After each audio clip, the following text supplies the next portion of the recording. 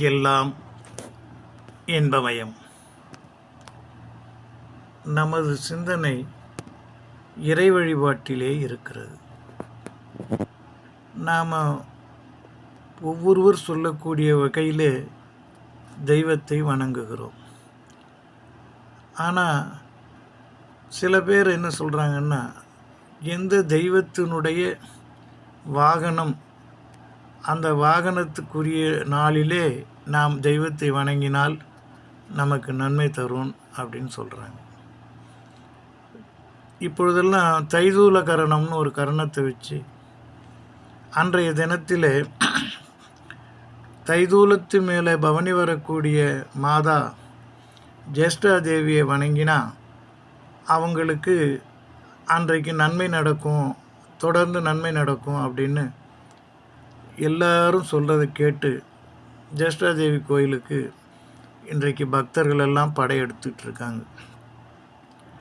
ஏன் ஜேஷ்டா தேவிக்கு மட்டும்தான் தைதூல கர்ணத்தை சொல்லணுமா? எத்தனையோ தெய்வங்கள் நம்ம பூமியில் ஆராதிக்கப்படுகிறது. பூமியில் வணங்கக்கூடிய பல தெய்வங்களுக்கு ஒவ்வொரு விதமான வாகனம் இருக்குது. அதை மாத்திரம் ஏன் சொல்ல மாட்டேங்கிறாங்க?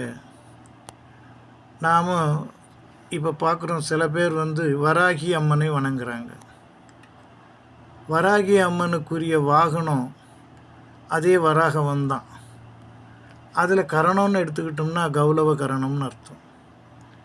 அப்பொழுது கௌலவ கரணத்தை அன்னைக்கு வராகியை தொழணும்னு எந்த ஜோசியரும் சொல்ல மாட்டேங்கிறாங்களே. இதெல்லாம் நம்ம சிந்திக்கிற பொழுது நிச்சயம் திதியில் பாதி கரணம்னு சொன்னாலும் அந்த கரணத்துக்குரிய தெய்வத்தை நாம் வணங்குகிற பொழுது ஏதாவது நன்மை கிடைக்கும். அதுக்கு முதல்ல சொன்னது தைதூல கரணத்தை பற்றி இப்போ சொல்லிக்கிட்டு இருக்காங்க. அதே போல் கௌலவ கரணம் வர அன்னைக்கு வராகி அம்மனுக்கு பிரத்யோக ஆராதனை செஞ்சோம்னா அந்த தண்டஹஸ்தாயி என்று சொல்லக்கூடிய அந்த வராகி அம்மன் மனம் குளிர்ந்து நமக்கெல்லாம் நிச்சயம் அருள் புரிவாங்க. இதை நாம் பரீட்சார்த்தமாக செய்து பார்க்கலாமே. வராகி அம்மனுக்கு கௌலவ கரணம்னு சொல்கிறோம். அப்போது பவகரணம்னு ஒன்று இருக்க, பவகரணத்துக்கு அதிகாரம் பெற்றவங்க யார்? இதையும் நாம் பார்க்கலாம். சிம்ஹமுகி, சிம்ஹவாகினி என்று போற்றப்படுகின்ற அந்த தெய்வம் பிரித்யங்கரா தேவி என்று சொல்கிறாங்க. அந்த பிரித்யங்கரா தேவிக்கு கூடிய கரணம் பவகரணம்.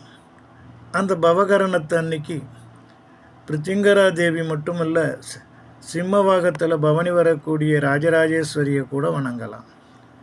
இப்படிப்பட்ட தெய்வங்களை நாம் அந்தந்த கரணத்துக்குரிய நாளில் வணங்கி அந்த தெய்வத்தினுடைய பேரருளை பெறுவதற்கு நாமும் ஒரு பாத்திரமாவோமா? சிந்தித்து பாருங்கள். மற்ற கரணங்களை பற்றி பின்னாடி நாம் பார்ப்போம். கண்ணுக்கு தெரிஞ்ச 2 பேர் இருக்காங்க. ஒரு பக்கம் வாராகி, இன்னொரு பக்கம் பிரித்யங்கரா. உக்கிரமான தெய்வங்கள், உக்கிரமான கரணங்கள். இந்த கரணகார காலத்திலே நமக்கு ஏற்பட்டு இருக்கக்கூடிய சங்கடங்கள் போகணும்னா இதை பின்பற்றி பார்க்கலாம். சிந்திங்க, செயல்படுங்க. எல்லாம் இன்பமயம், எல்லாம் இன்பமயம்.